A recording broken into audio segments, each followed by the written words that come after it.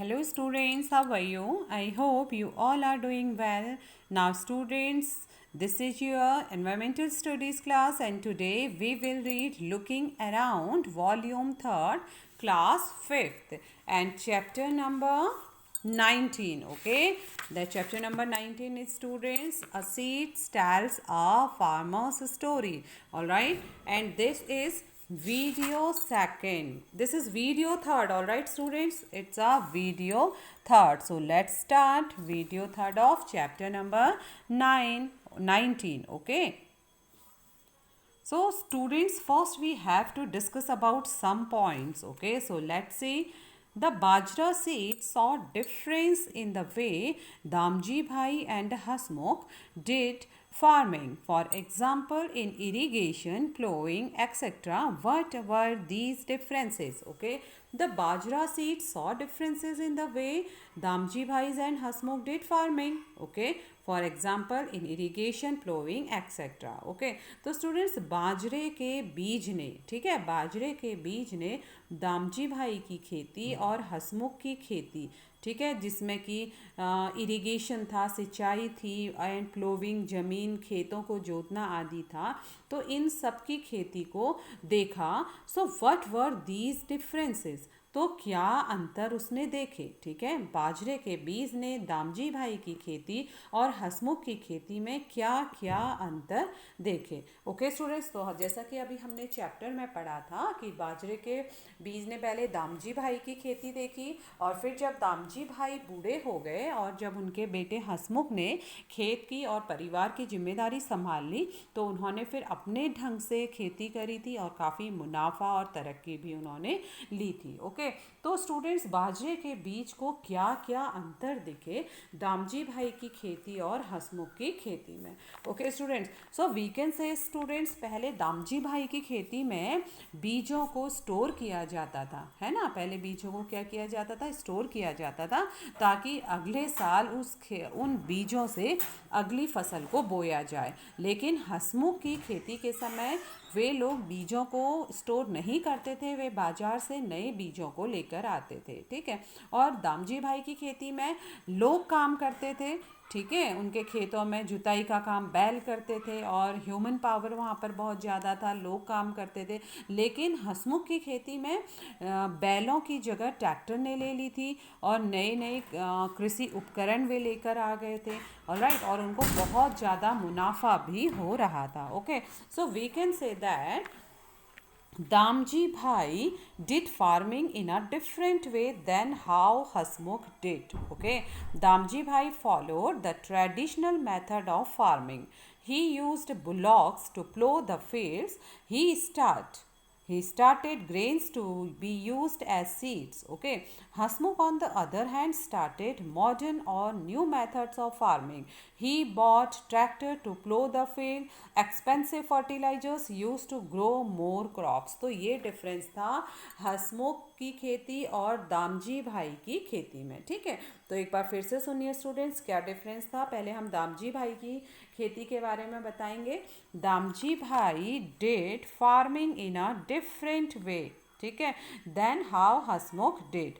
Damji bhai followed the traditional method of farming. He used bullocks to plow the field. He started grains to be used as seeds. Hasmukh, on the other hand, started modern or new methods of farming. Okay, he bought tractor to plow the field, expensive fertilizers used to grow more crops. तो ये differences थे दामजी भाई की और हसमुख की खेती के बीच में. Okay. Now second question students, Hasmukh said with profits from our field we can progress.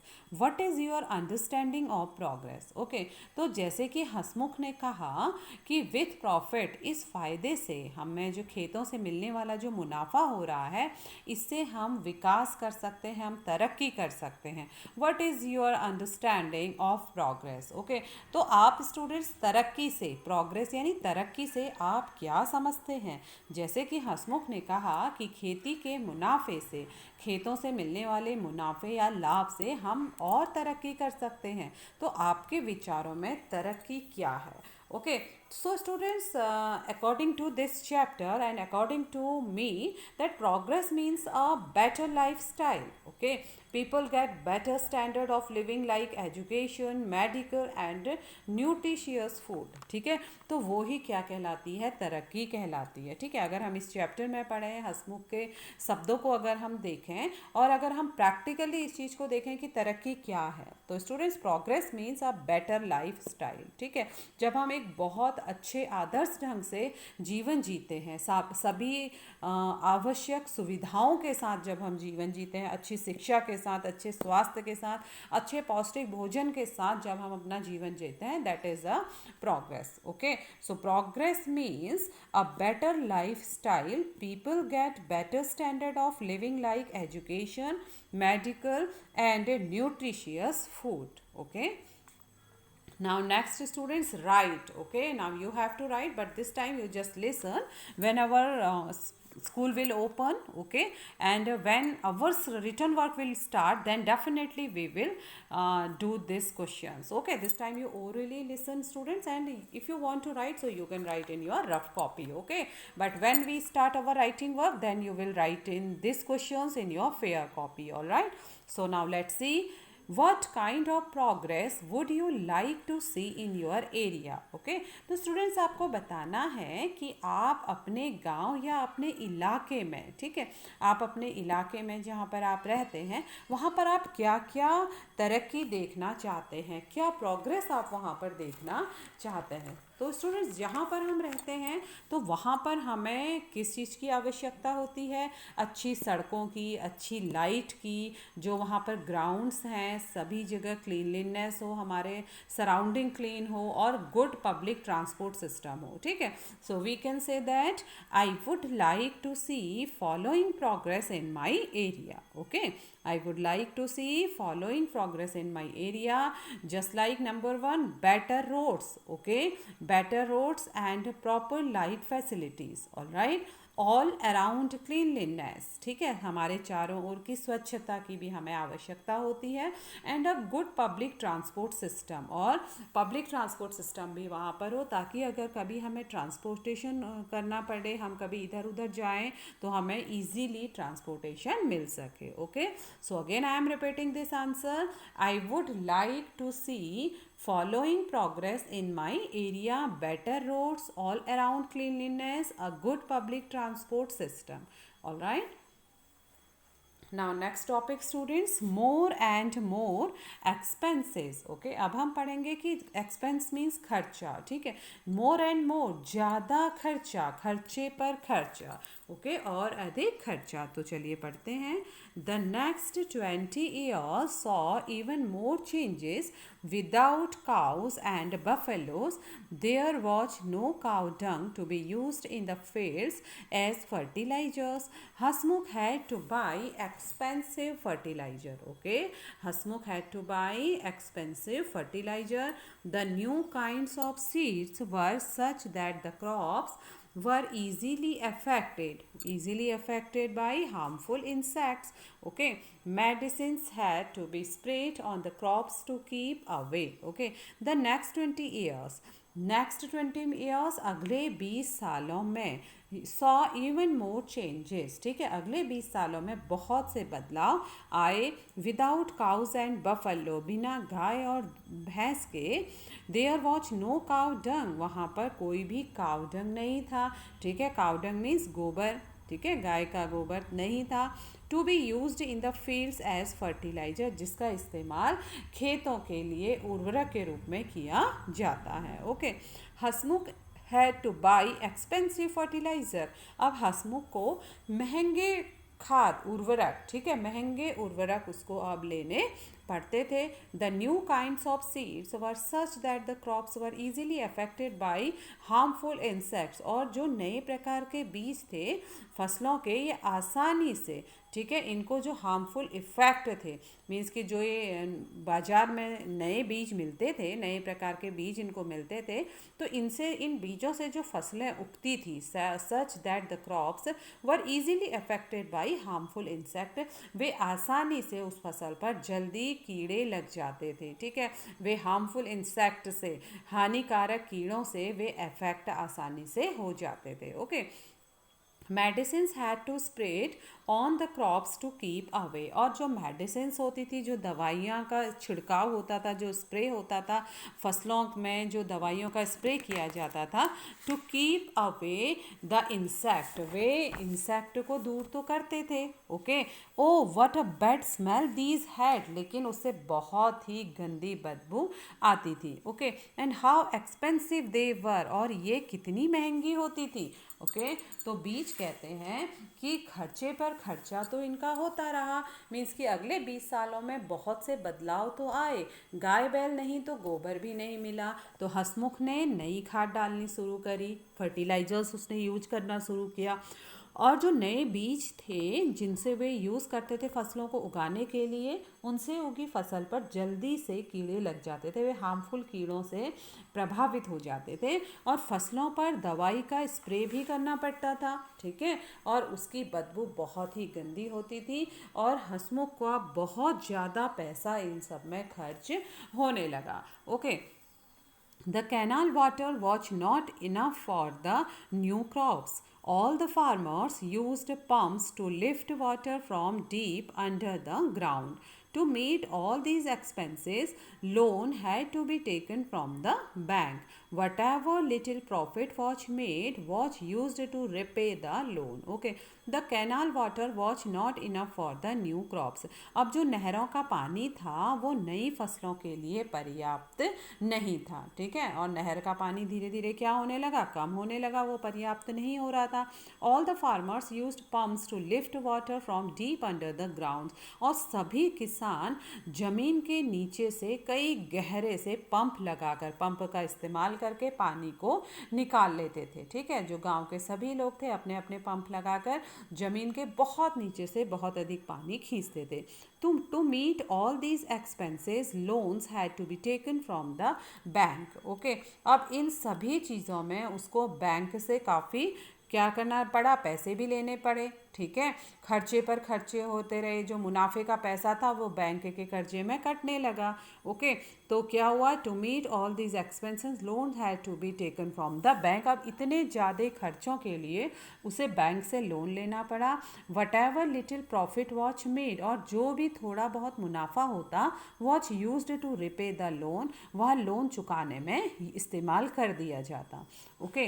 But there watch little profit, everyone watch growing cotton, so the cotton prices were not as high as before. The soil itself was no longer the same.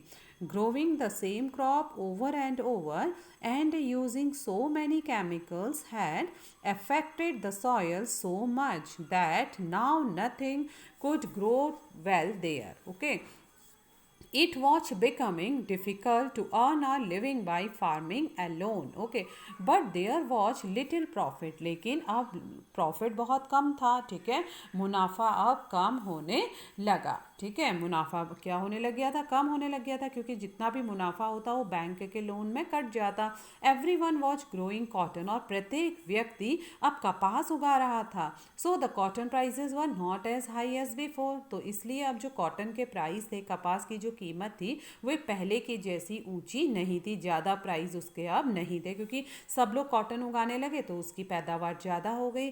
The soil itself was no longer the same, और जो soil थी, जो मिट्टी थी, वो भी अब बार बार एक ही फसल उगाने से क्या होने लगी, नहीं ठीक रहने लगी। Soil itself was not longer the same, पहले जैसी मिट्टी वो नहीं रही। Growing the same crop over and using so many chemicals had affected the soil so much, ठीक है। बार बार एक ही फसल को उगाने से और उसमें बहुत सारे केमिकल्स यानी रसायनों के इस्तेमाल से वो जो मिट्टी थी वो बहुत अधिक अफेक्टेड हो गई, प्रभावित हो गई। And that now nothing could grow well there, अब वहाँ पर कुछ अच्छा नहीं उगने लगा, ठीक है। एक ही तरह की फसल बार बार उगाने से और केमिकल्स ने ज़मीन की जो फर्टिलिटी थी, ठीक है, जो ज़मीन की क्वालिटी थी वो क्या कर दी, कम कर दी, और उससे क्या होने लगा, अब उसमें खेती करना मुश्किल होने लगा, खेती उसमें अब कम होने लगी. It was becoming difficult to earn a living by farming alone. Okay, तो इट वॉज बिकमिंग डिफ़िकल्ट, अब यह कठिन होता जा रहा था, to earn a living by farming alone, कि अकेले खेती से मुनाफा होना, खेती से गुजारा चलना अब मुश्किल होता जा रहा था. Okay. Hasmukh too changed with the times. He is often tense and angry most of the time.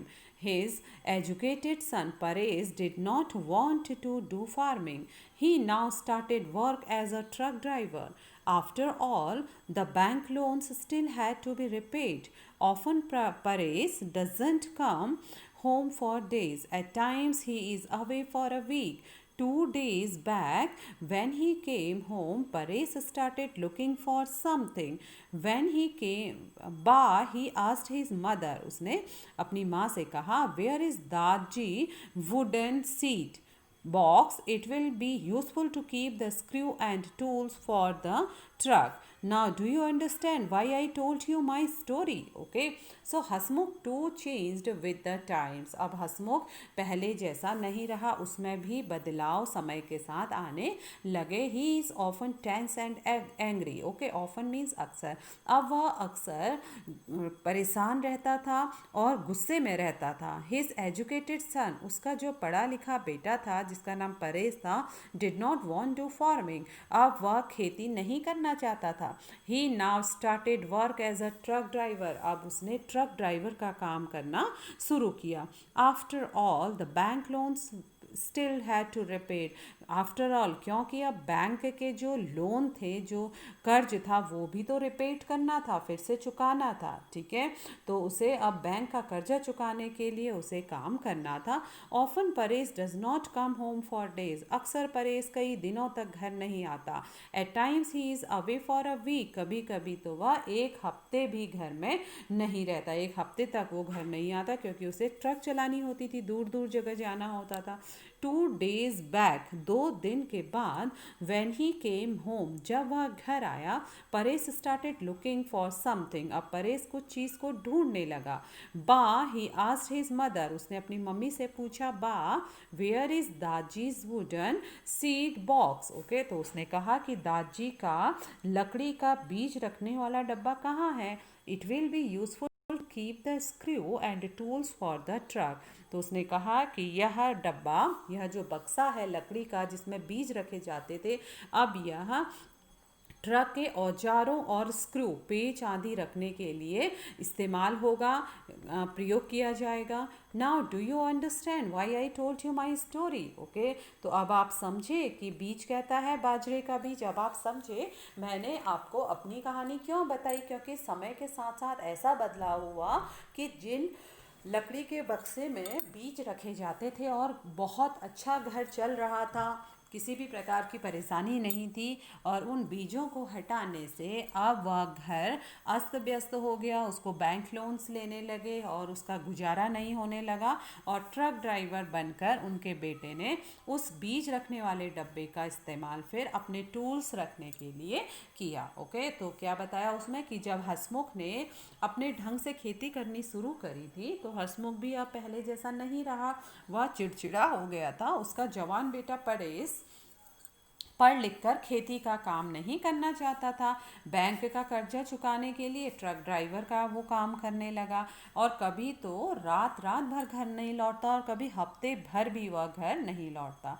ठीक है, फिर 2 दिन पहले वह घर आया और कुछ ढूंढने लगा. माँ से पूछने लगा कि दादाजी का वह पुराना, मीन्स कि दादी, ठीक है, दादाजी का वह जो पुराना बीजों का बक्सा है वह कहाँ है. ओके, तो उसके मम्मी ने उसे बताया, तो उसने कहा कि अब वह माँ से पूछने लगा कि दादाजी का पुराना बीजों का बक्सा कहाँ है. ट्रक को ठीक करने वाले औजार रखने के वह अब काम आएगा. तो इस प्रकार यह स्टोरी बाजरे के बीज ने कहा कि कैसे उसका बाजरा का बीज और अन्य बीज रखने वाला बक्सा अब ट्रक के औजारों को रखने वाला बक्सा बन गया था. Okay, so students, now do you understand why I told you my story. तो बाजरे का बीज कहता था कि अब आप समझे कि वह कहानी क्यों बताई.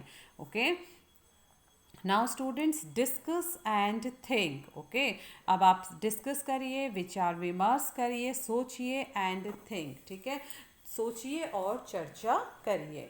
What can happen to Hasmukh farm after some years. ठीक है, अब स्टूडेंट्स आपको बताना है कि कैसे आगे चलकर हसमुख की खेती क्यों बदली. व्हाट कैन हैपन, हसमुख की खेती कुछ वर्षों बाद उसमें क्या हुआ. ठीक है, हम कह सकते हैं कि आगे चलकर हसमुख की खेती का क्या हुआ होगा. What can happen. Okay, so we can say students Hasmukh farm will lose fertility after some years because Hasmukh is using chemical fertiliser. Okay, तो धीरे धीरे उसकी जो खेत की उत्पादन क्षमता थी वह क्या हो गई, कम हो गई, और हम कह सकते हैं कि ख़त्म हो गई. वहाँ पर अब फसलें पहले जैसी नहीं उगती थी क्योंकि हसमुख ने उसमें बहुत ज़्यादा केमिकल फर्टिलाइजर्स डाले थे. क्योंकि जब उसके दादाजी काम करते थे तो वे तो जब उसके पापा काम करते थे तो वे तो क्या करते थे, उन्होंने गाय पाली थी, भैंसों को पाला था, बैलों को पाला था, तो मिलने वाला काउडंग ये फर्टिलाइज़र के लिए यूज़ होता था. लेकिन हसमुख ने तो ये सभी चीज़ें नहीं रखी थी. अब वो इनकी जगह पर ट्रैक्टर लेकर आया था, तो अब उसको उर्वरक के लिए भी केमिकल्स का यूज करना पड़ा, जिससे बहुत ज़्यादा यूज करने से उसके खेतों की ज़मीन की फर्टिलिटी लूज हो गई. ठीक है, और क्यों, क्योंकि धीरे धीरे जो हसमुख का फार्म था will lose fertility after some years because Hasmukh is using chemical fertiliser. Okay students, so students, that's over. Okay, today class is over now. Tomorrow I will be back with other points of this chapter. Till then students, revise your work. Take care. Bye bye. Have a nice day.